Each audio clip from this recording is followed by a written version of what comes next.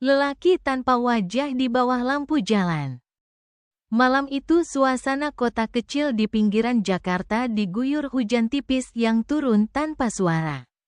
Jalanan mulai lengang. Warung kaki lima satu persatu menutup tenda mereka, sementara lampu-lampu ruko memantulkan cahaya kekuningan di atas aspal yang basah.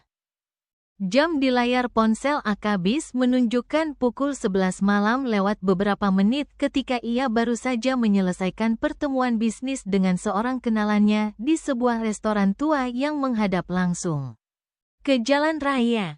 Restoran itu tidak terlalu ramai. Hanya ada beberapa pelanggan yang masih duduk sambil menikmati kopi dan obrolan pelan. Akabis memilih duduk di dekat jendela kaca besar karena ingin menikmati suasana hujan malam sambil menghabiskan makanannya. Setelah selesai makan, ia berniat segera pulang karena udara malam mulai terasa dingin dan anehnya membuat dadanya sedikit sesak. Namun sebelum ia berdiri dari kursinya, matanya tanpa sengaja menangkap sosok seseorang yang berdiri tepat di seberang jalan. Awalnya Akabis mengira itu hanya pengemis biasa yang berteduh dari hujan. Akan tetapi semakin lama ia memperhatikan, semakin muncul perasaan tidak nyaman yang sulit dijelaskan.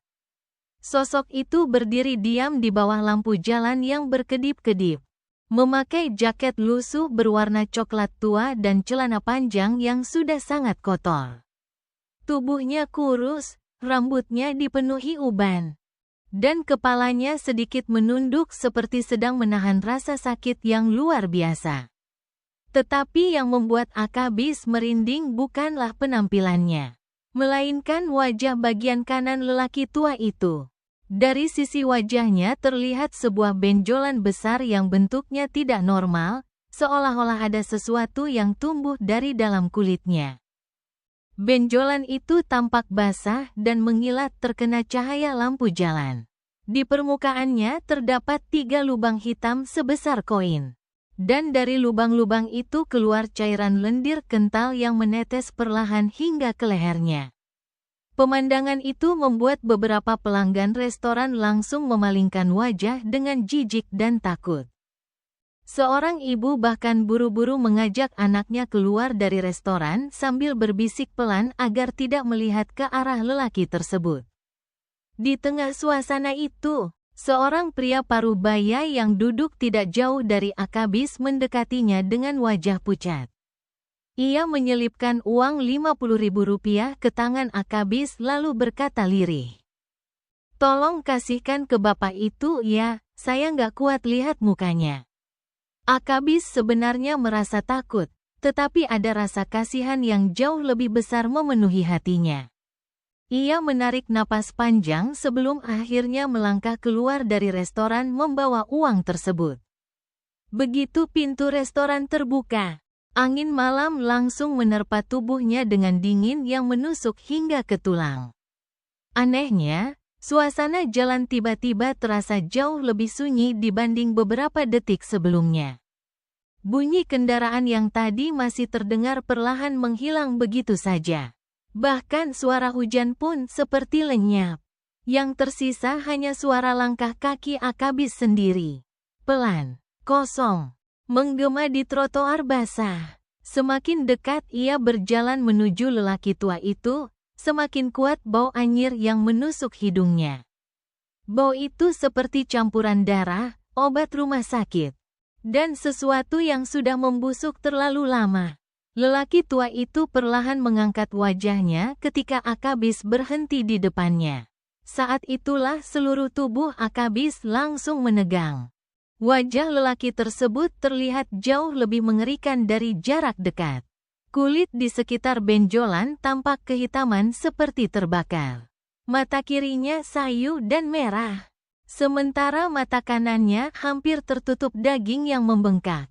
Lubang-lubang pada benjolan itu bergerak perlahan seperti sedang bernapas. Akabis mencoba menahan rasa takutnya lalu menyerahkan uang itu dengan tangan gemetar. "Pak, ini ada sedikit bantuan buat Bapak." Lelaki tua itu tidak langsung mengambil uangnya. Ia hanya menatap Akabis lama sekali. Tatapan yang kosong, lelah, tetapi anehnya terasa sangat dalam. Kemudian lelaki itu tersenyum kecil. Senyum yang bukan menyeramkan, melainkan penuh kesedihan. Dengan suara berat dan serak ia berkata, "Orang-orang takut lihat wajah saya." Ia berhenti beberapa detik sambil menunduk. Padahal yang paling mengerikan bukan wajah yang rusak, tapi hati manusia yang mulai mati. Kalimat itu membuat bulu kuduk Akabis berdiri seketika. Belum sempat ia menjawab, lampu jalan di atas mereka tiba-tiba berkedip sangat cepat. Suasana sekitar berubah semakin gelap. Udara terasa jauh lebih dingin hingga napas Akabis mulai terlihat seperti asap tipis. Lelaki tua itu lalu mengangkat tangannya perlahan dan menunjuk ke arah jendela kaca restoran di belakang Akabis. "Coba lihat ke sana." Akabis menoleh pelan ke arah pantulan kaca restoran. Dan saat itulah jantungnya seperti berhenti berdetak. Di dalam pantulan kaca itu, ia hanya melihat dirinya sendiri berdiri di trotoar. Tidak ada lelaki tua, tidak ada siapa-siapa di belakangnya. Tubuh Akabis langsung lemas. Ia buru-buru membalikkan badan. Kosong. Lelaki tua tadi menghilang begitu saja tanpa suara.